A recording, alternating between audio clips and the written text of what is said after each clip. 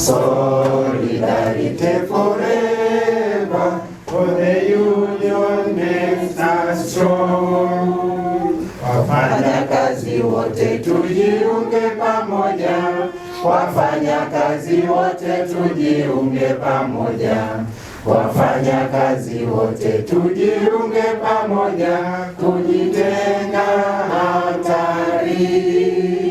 Ofisi Sera, Bunge, Uratibu chini ya mwenyekiti wetu ambaye ni katibu mkuu wetu Dr. Jimmy Yonazi, sisi tunaenda kwa utaratibu, kwa sababu sisi tuna waratibu wengine. Kwa hiyo tunaanzaga na sisi kwanza, ili tukiwaambia nyinyi kwa nini hamkufanya, sisi tumefanya vizuri.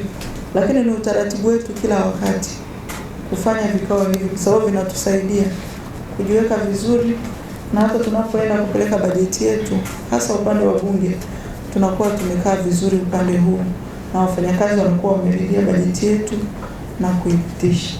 Na kubwa zaidi kwenye ofisi hii, sisi tunaishi kama familia.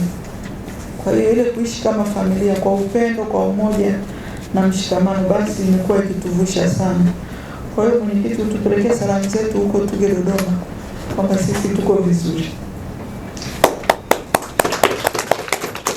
Wajumbe wa baraza, ajenda kuu ya mkutano huu ni kupitia taarifa ya utekelezaji wa bajeti ya mwaka 25-26 na kujadili makadirio ya mpango na bajeti ya ofisi ya waziri mkuu kwa mwaka wa fedha 26-27.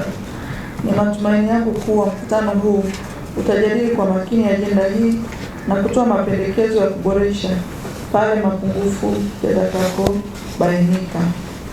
Ndugu wajumbe wa baraza, naomba nihitimishe hotuba hii kwa kuwatakia mkutano mwema wenye mafanikio, lakini nitumie fursa hii pia kuwatakia heri ya sikukuu ya Eid al-Fitr ambayo itakuwepo ndani ya wiki hii. Naweza nisipate nafasi kama hii, lakini niwatakie heri hiyo, na pia napenda kutumia fursa hii kuwahimiza pia kuendelea kufanya kazi kwa bidii, weledi, ushirikiano na kuepuka migongano na migogoro mahali pa kazi, ili tuweze kuendelea kuleta tija ya ofisi yetu ya waziri mkuu. Mheshimiwa mgeni rasmi, wewe ni naibu waziri wetu. Hili ni baraza lako la kwanza kulihutubia baada ya uchaguzi. Bila shaka utachoka, tukiendelea kukupongeza kwa ushindi mkubwa. Ushindi mkubwa ambao uliupata wakati wa uchaguzi. Tunaendelea kukupongeza sana, lakini zaidi tunafurahi kwamba umeendelea kuwa naibu waziri wetu.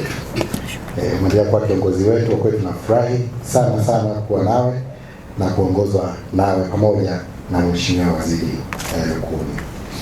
Mheshimiwa mgeni rasmi, mbele yako ni management ya ofisi ya waziri mkuu na wajumbe wa baraza na wafanyakazi ambao tumekusanyika leo kwa ajili ya kujadili. Ajenda yetu kubwa leo ni bajeti ya ofisi ya waziri mkuu. Pamoja na hayo, mkutano huu utapitia taarifa ya utekelezaji kabla haujapitisha bajeti hiyo kuendelea mbele.